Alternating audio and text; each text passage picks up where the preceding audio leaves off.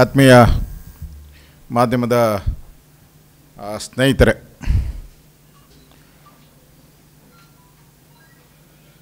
KRS Krishnaraja ಸಾಗರ KRSಗೆ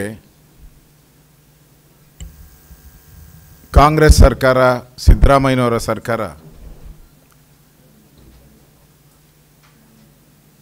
ಟಿಪ್ಪು ಸುಲ್ತಾನ್ ಸಾಗರ ಅಂತ ಮರುನಾಮಕರಣ ಮಾಡುವಂಥ ಹುನ್ನಾರದ ಪೀಠಿಕೆಯನ್ನು ಮಾದೇವಪ್ಪನವರು ಹಾಕಿದ್ದಾರೆ. ಅವ್ರಿಗೆ ಟಿಪ್ಪು ಅಂತ ಹೇಳಿದ್ರೆ ಕಾಂಗ್ರೆಸ್ ಪಾರ್ಟಿಗೆ ಮತ್ತು ಅದರಲ್ಲೂ ಸಿದ್ದರಾಮಯ್ಯನವ್ರಿಗೆ ಅಪಾರ ಪ್ರೀತಿ ಪ್ರೇಮ ಯಾಕೋ ಗೊತ್ತಿಲ್ಲ. ಅಷ್ಟು ಪ್ರೀತಿ ಪ್ರೇಮ ಇದ್ದರೆ ಕರ್ನಾಟಕ ಕಾಂಗ್ರೆಸ್ ಪಾರ್ಟಿಗೆ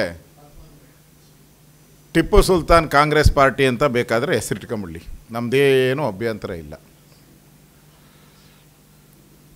ಈ ಟಿಪ್ಪು ಸುಲ್ತಾನ್ ಹೆಸರಲ್ಲಿ ನಾಲ್ವಡಿ ಕೃಷ್ಣರಾಜ ಒಡೆಯವರ ಹೆಸರನ್ನು ಕಳೆದ ಒಂದು ತಿಂಗಳಲ್ಲಿ ಪದೇ ಪದೇ ತರ್ತಾ ಇರುವಂಥ ಕಾರಣ ಏನು, ಹುನ್ನಾರ ಏನು, ಇದರಿಂದ ಯಾರ ಕೈವಾಡ ಇದೆ, ಯಾರ ಚಿತಾವಣಿ ಇದೆ? ನಾಡದ್ರೋಹಿ ಲಕ್ಷಾಂತರ ಜನರನ್ನು ಮತಾಂತರ ಮಾಡೋ ಮುಖಾಂತರ ಅವರ ಖಡ್ಗದಲ್ಲೂ ಮೇಲೇನೂ ಕೂಡ ಹಿಂದೂಗಳನ್ನು ಕೊಲ್ಲಕ್ಕೋಸ್ಕರ ಈ ಖಡ್ಗವನ್ನು ಇಟ್ಟಿದ್ದೀನಿ ಅಂತ ಬರೆದಿರೋವಂಥ ದಾಖಲೆಗಳು ಕೂಡ ಇದೆ ನಮ್ಮ ಹತ್ರ. ಅವನೇನು ಕನ್ನಡದವನಲ್ಲ, ಅವನು ಕನ್ನಡದವನಂತೂ ಅಲ್ಲೇ ಅಲ್ಲ. ಅವನ ಭಾಷೆ ಎಲ್ಲ ಪರ್ಷಿಯಾದವನು, ಅವನ ಭಾಷೆನೂ ಕೂಡ ಪರ್ಷಿಯನ್ ಭಾಷೆ ಇರೋ ಅವನು. ಈ ಟಿಪ್ಪು ಸುಲ್ತಾನ್ ಸತ್ತಿದ್ದು 1799 ಇಸ್ವಿ. 1799 ಇಸ್ವಿ. ಆ ಜಲಾಶಯ ಪ್ರಾರಂಭ ಆಗಿದ್ದು, KRS ಪ್ರಾರಂಭ ಆಗಿದ್ದು 1911. ಕರೆಕ್ಟಾ? 1911. 112 ವರ್ಷ. 112 ವರ್ಷ.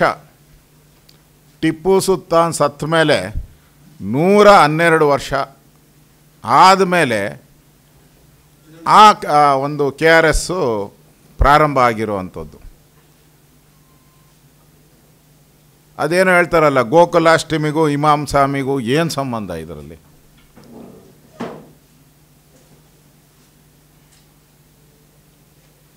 ಈಗ ಹೊಸದಾಗಿ ಅಲ್ಲೊಂದು ಕಲ್ಲಿದೆ ಅಂಥೇಳಿ ಮಾಧ್ಯಮದ ಸ್ನೇಹಿತರು ಹೋಗಿ ಬಂದಿದ್ದೀರಾ ಅನಿಸುತ್ತೆ ಬೆಳಗ್ಗೆ. ಅದರಲ್ಲಿ ಪರ್ಷಿಯನ್ ಭಾಷೆಯಲ್ಲೂ ಇದೆ, ಇಂಗ್ಲೀಷಲ್ಲೂ ಇದೆ, ಕನ್ನಡದಲ್ಲೂ ಇದೆ. ನನಗೆ ಗೊತ್ತಿಲ್ಲ 1799ರಲ್ಲಿ ಯಾವ ಕನ್ನಡ ಇತ್ತು? ಅವತ್ತಿದ್ದಿದ್ದು ಪೂರ್ತಿ ಹಳೆಗನ್ನಡ. ಆಶ್ಚರ್ಯ ಅಂದರೆ ಯಾವ ಪುಣ್ಯಾತ್ಮ ಅವನು ಸಾಬಿ ಆ 112 ವರ್ಷನ ಇಟ್ಕೊಂಬಂದಿದ್ದ ಆ ಕಲ್ಲನ್ನ. 112 ವರ್ಷ ಎಲ್ಲಿ ಪ್ರಿಸರ್ವ್ ಆಗಿತ್ತು? ಯಾವ ಮ್ಯೂಸಿಯಮ್ಮಲ್ಲಿ ಅದು ಇಟ್ಕೊಂಡಿದ್ರು? ಬೇಕಲ್ಲ ದಾಖಲೆ. ಯಾವ ಮ್ಯೂಸಿಯಮ್ಮಲ್ಲಿತ್ತು, ಎಲ್ಲಿತ್ತು, 112 ವರ್ಷ ಕಾಣೆಯಾಗಿದ್ದೆಲ್ಲಿ, ಆಮೇಲೆ ಪ್ರತ್ಯಕ್ಷ ಯಾಕಾಯಿತು? ಅದನ್ನು ಕೂಡ ಹಲವಾರು ಸಂಶಯಗಳಿಗೆ ಬರ್ತೈತೆ. ನೀವು ಅವರ ಉರ್ದು ಇದೆಯಲ್ಲ, ದಯವಿಟ್ಟು ಟ್ರಾನ್ಸ್ಲೇಟ್ ಮಾಡೋಕ್ಕೆ ನೋಡಿ. ಅಲ್ಲಿ ಹಾಕಿರೋ ಕಲ್ಲು ಉರ್ದುದು ಕಲ್ಲಿದೆ ಅಲ್ಲನಪ್ಪ? ಪರ್ಷಿಯನ್, ಸಾರಿ ಪರ್ಷಿಯಾದು ಕಲ್ಲಿದೆ.